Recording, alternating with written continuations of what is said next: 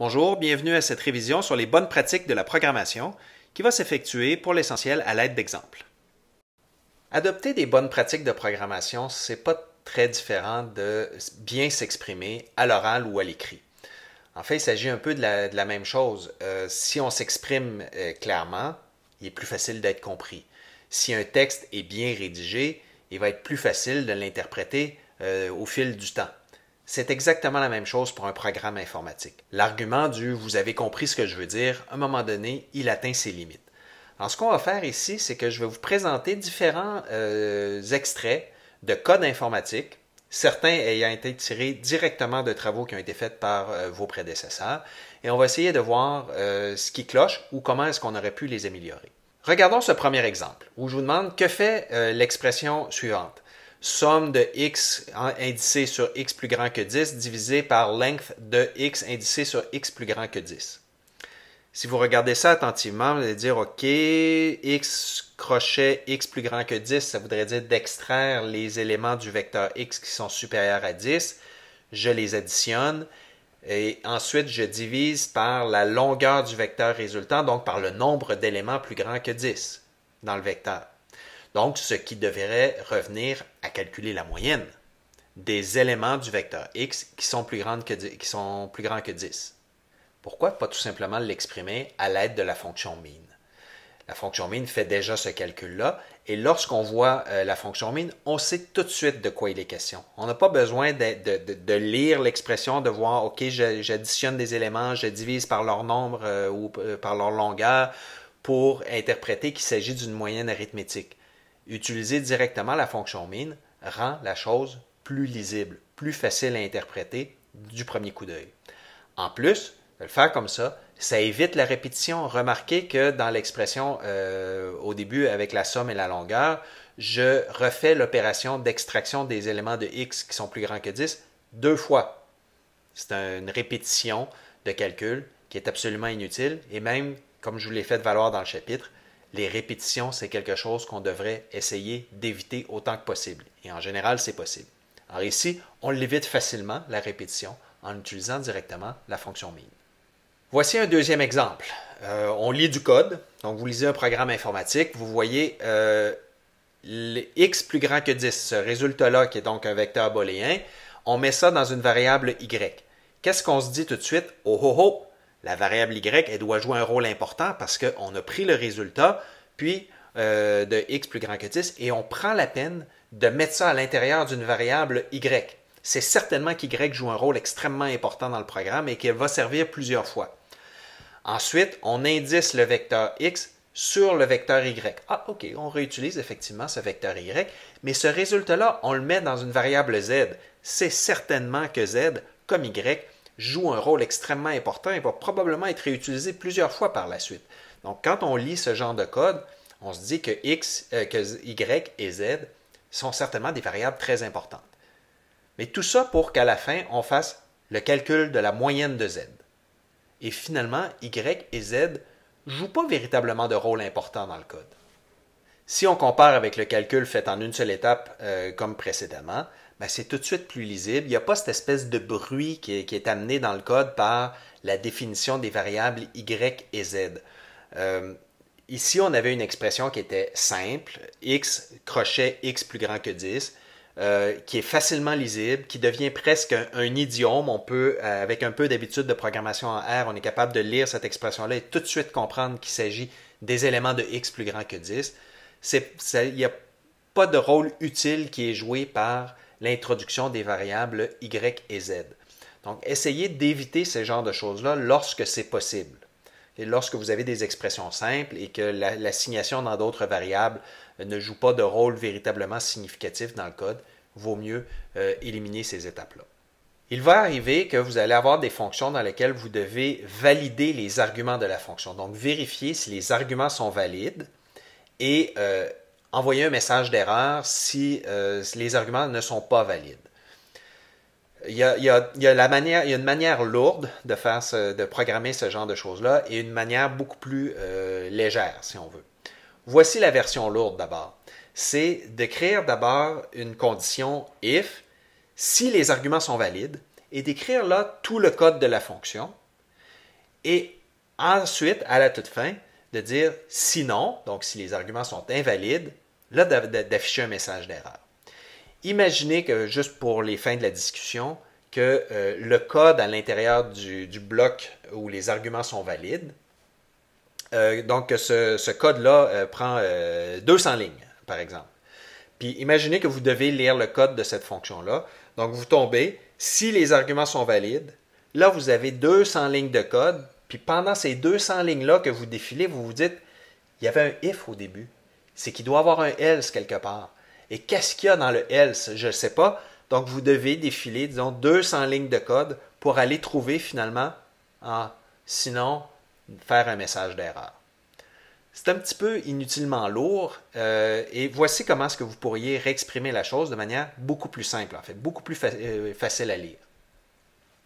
C'est qu'au lieu de vérifier et de dire si les arguments sont valides, vous faites plutôt la vérification que dès le début de la fonction, que les arguments sont invalides et auquel cas on va sortir de la fonction. Alors vous voyez ici, j'ai plutôt reprogrammé exactement la même idée, donc de manière aussi fonctionnelle. Je dis si les arguments sont invalides, alors j'arrête le déroulement de la fonction et j'affiche un message d'erreur et ça se fait avec la fonction stop. Ensuite, je vais avoir le code de ma fonction. Vous remarquerez que je n'ai pas besoin de mettre de else dans ce cas-là parce que si les arguments sont invalides, je sors de la fonction. Donc, il n'y a rien d'autre dans le code de la fonction qui va être exécuté puisque je sors immédiatement de la fonction. Si les arguments sont valides, alors on saute par-dessus le if et on va simplement exécuter le code de la fonction. Donc, le else joue aucun rôle essentiel là-dedans. Regardons maintenant d'autres exemples qui, comme je vous le disais, ont été tirés de travaux faits par vos prédécesseurs dans le cours également. Alors, si on regarde ça, déjà, vous voyez, on dit si B est plus grand que A, sortir. Si X est plus grand que A sur 2, retourner une valeur. Sinon, si X est plus petit que A sur 2. Qu'est-ce qui se passe si X est égal à A sur 2? Il n'y a rien qui est prévu dans la fonction. Donc, vous voyez déjà que d'un point de vue algorithmique, là, il y a un problème dans cette histoire. Donc, on a un cas possible qui serait que X est exactement égal à A sur 2 qui n'est pas traité. Ensuite, il y a comme beaucoup de return dans cette chose-là. Hein. Le premier return est valide, dans le sens où on dit si X est plus grand que A sur 2, c'est terminé, on retourne un certain résultat. Mais ensuite, on dit sinon, et là, il y a une autre clause if qui intervient là-dedans. Normalement, quand on fait un if avec un else, on devrait simplement avoir dans le else la contraposée de ce qu'on a mis dans le if. Donc, si on dit si x est plus grand que a sur 2, ben on devrait s'attendre à ce que dans le else, x soit plus petit ou égal à a sur 2. Pourquoi refaire un autre test à l'intérieur du else? C'est un test qui normalement devrait être inutile, ou en tout cas ici, qui a introduit l'erreur dont je parlais à l'instant, qui est qu'est-ce qui se passe dans le cas où x est égal à a sur 2. Et puis, il y a véritablement un abus de return, ainsi que la présentation du code également n'est pas conforme à ce que je vous ai présenté dans le chapitre, c'est-à-dire, entre autres, sur la position des accolades. Ici, on a justement un autre cas où la disposition du code a été faite de manière à peu près aléatoire et résultat, c'est complètement illisible. Et en plus, il y a toutes sortes d'erreurs d'algorithmique à l'intérieur de cette fonction-là qui ne paraissent pas parce que le code est mal présenté et mal indenté. En fait, si on regarde ça dès le début, on voit donc, on dit si B est plus grand que A, paste error. Ce que ça fait, ça, c'est que ça affiche le mot erreur à l'écran, d'accord, mais ça ne retourne pas une erreur. La fonction ne s'arrête pas, ça affiche un mot à l'écran et le déroulement de la fonction se poursuit.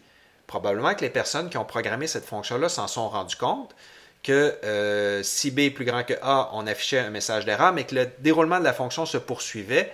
Alors, on a rajouté un break ici. Bon, premièrement, break, ça ne sert pas à sortir d'une fonction, ça sert à sortir d'une boucle. Quelque chose que vous allez voir un petit peu plus tard dans le cours. Donc là, on a un problème. Le déroulement de la fonction se poursuit toujours. En plus, comme on n'a pas placé d'accolade ici, il y a uniquement cette ligne qui se trouve à l'intérieur du if. Le break est à l'extérieur de la condition parce qu'on n'a pas mis d'accolade. Ce que ça veut dire, c'est que l'expression break, cette expression-là, elle est toujours exécutée, peu importe que B soit plus grand que A ou pas, parce que ce break-là ne se trouve pas à l'intérieur du if. Ensuite, ici, vous essayerez de suivre. Là, moi, je démissionne un petit peu. Qu'est-ce qui est à l'intérieur de quoi? Où commence le if? Ici, où est-ce qu'il se termine? Où commence le else? Où se termine-t-il? C'est un vrai fouillis. En fait, ce que l'on a ici, c'est que cette clause-là constitue un bloc. Si x est plus grand qu'y, true, else, false. Puis ensuite, on a un autre bloc ici qui va être exécuté toujours parce qu'il n'est ni dans le if ni dans le else. C'est un vrai fouillis. Alors déjà que si on avait placé les accolades comme il faut, bien indenté le code, on pourrait voir davantage la logique interne de la fonction. Également, vous remarquerez ici que c'est une fonction qui souffre d'un problème que j'ai mentionné ou d'une chose à éviter lorsqu'on utilise des structures conditionnelles, c'est d'éviter de retourner vrai quand c'est vrai puis de retourner faux sinon. Regardez la structure qu'on a ici ou même chose ici. On dit si une certaine condition est vraie, dire que c'est vrai. Sinon, dire que c'est faux. Ça ne sert à rien. Le résultat 180 moins x plus grand que y, ça, c'est déjà vrai ou faux. Alors, si on veut retourner vrai ou faux, il s'agit simplement de retourner la valeur de ce calcul-là. On n'a pas besoin d'utiliser une structure conditionnelle qui vérifie si le résultat est vrai de retourner vrai. Retourner simplement le résultat de 180 moins x plus grand qu'y. Ici, on retrouve la même idée un peu de retourner vrai si c'est vrai, de retourner faux sinon, sauf que c'est beaucoup plus sournois. C'est que si la condition est vraie, on retourne faux. Sinon, on retourne vrai. Bon, fonctionnellement, c'est tout à fait correct. Probablement que le résultat de la fonction sera adéquat. Mais pourquoi programmer de cette manière-là? Pourquoi dire si la condition est vraie, retournez faux, sinon retournez vrai? C'est vraiment sournois. Il s'agit simplement d'inverser l'ordre de l'opérateur et au minimum faire en sorte que si c'est vrai, retournez vrai, sinon retournez faux. Puis en fait, comme je viens de l'expliquer, on élimine toute la structure conditionnelle ici et on retourne directement le résultat d'un test. Ici, je vous présente plutôt un exemple de présentation du code. Ça, c'est le code tel qu'il nous a été remis. Et à droite, le code remis en forme, en fonction ou selon les normes et les préférences que je vous ai présentées dans le chapitre. Vous ne viendrez pas à l'idée de remettre toute une page de texte écrit, disons, là, en français, sans aucun espace, sans espace après les virgules, sans espace après les points, aucun paragraphe, rien, juste tout un bloc de texte. Hein? Mais c'est la même chose pour du code informatique. Aérez votre code. Les espaces, ça ne coûte rien, ça ne ralentit pas l'exécution du code informatique. Donc, aérez un petit peu pour rendre votre code plus facile à lire. Comparez la version de gauche à celle de droite. C'est exactement le même code. Laquelle est la plus facile à lire? Pour laquelle est-ce qu'on voit plus clairement qu'est-ce qui est à l'intérieur d'un bloc if et qu'est-ce qui est à l'extérieur? Je pense que la version de droite est vraiment beaucoup plus lisible. Okay? Donc, n'hésitez pas à utiliser des espaces puis à, comme je le disais, à aérer votre code. Rendez-le plus facile à lire. Ça sera plus facile pour vous, puis ça sera plus facile pour les autres personnes qui peut-être passeront après vous et devront travailler sur votre code. Dans un contexte professionnel, c'est vraiment quelque chose d'important de rendre votre code facile à lire pour les personnes qui passeront après vous. Dans RStudio, vous pouvez très facilement améliorer la présentation de votre code. Vous avez une fonction qui est intégrée à RStudio, à laquelle vous pouvez accéder via le menu code, qui permet de réorganiser votre code, de le refaire sa disposition selon des normes similaires à celles que je vous ai montrées dans le chapitre. Donc, si vous ne faites pas attention au moment où vous tapez votre code, ben, au moins, une fois de temps en temps, utilisez cette fonctionnalité donc de reformatage du code qui est intégré à votre éditeur de texte. Un mot maintenant sur les commentaires. Première chose, c'est extrêmement important, non, c'est essentiel de commenter votre code. Comme règle de base, gardez en tête de commenter ce qui est vraiment utile de commenter, ce qui est difficile à comprendre, ce qui peut véritablement aider la personne qui va lire votre code à comprendre ce que fait le code. Donc, autrement dit, on ne commente pas les évidences, on ne dit pas ce que fait le code, on explique ce qu'il fait, pourquoi on fait quelque chose plutôt que qu'est-ce qu'on est en train de faire. C'est ça qui est un commentaire qui est véritablement utile dans du code. Assurez-vous également que vos commentaires correspondent au code informatique. Puis ça, c'est un danger auquel on est tous soumis, là. C'est qu'on écrit des commentaires, on fait du code, et pour une raison quelconque, on a besoin de changer le code et on oublie de changer les commentaires. Une des façons de diminuer les risques de vous retrouver avec des commentaires qui ne correspondent pas au code, c'est de toujours commencer par les commentaires. Donc, parfois même, avant d'écrire du code, écrivez vos commentaires. Expliquez dans vos commentaires ce que vous vous apprêtez à faire. Faites-le par la suite. Si vous vous rendez compte qu'il y a quelque chose qui ne fonctionne pas, allez réviser vos commentaires et révisez le code par la suite. Donc, si vous commencez toujours par les commentaires, il y a moins de chances que vous vous retrouviez avec des commentaires qui disent une chose et du code qui fait autre chose. Également, pour ce qui est de documenter des fonctions dans R, je vais être assez strict sur la manière de présenter la documentation et je vous présente un gabarit là, qui est distribué avec le document de référence qui est inspiré des rubriques d'aide de R. C'est une forme de documentation minimale que je vous demande toujours de fournir avec des fonctions que vous allez programmer dans R. Qu'est-ce qu'il va y avoir? Il va toujours y avoir la signature et une description très courte d'une fonction. Vous allez expliquer comment l'utiliser, quels sont ses arguments, quelle est la valeur retournée par une fonction, normalement des exemples d'utilisation de la fonction, exemples qui font partie de la documentation. Okay? Je ne vous dis pas que ce sont des exemples qui doivent se trouver dans le code et qu'on peut exécuter directement. Ils font partie de la documentation, c'est-à-dire qu'ils sont en commentaire. Et si nécessaire, vous pouvez également ajouter des références à l'intérieur de votre documentation d'une fonction. Ça arrive moins souvent que vous ayez à le faire, mais si c'est utile, vous pouvez toujours inclure des références. Donc, je vais être assez strict, comme je le disais, là-dessus, pour vous forcer un petit peu à développer l'habitude de bien documenter vos fonctions que vous allez écrire en R. Voilà, je crois que ça fait quand même un bon résumé du chapitre sur les bonnes pratiques de la programmation. J'espère que le résumé vous a été utile. À la prochaine.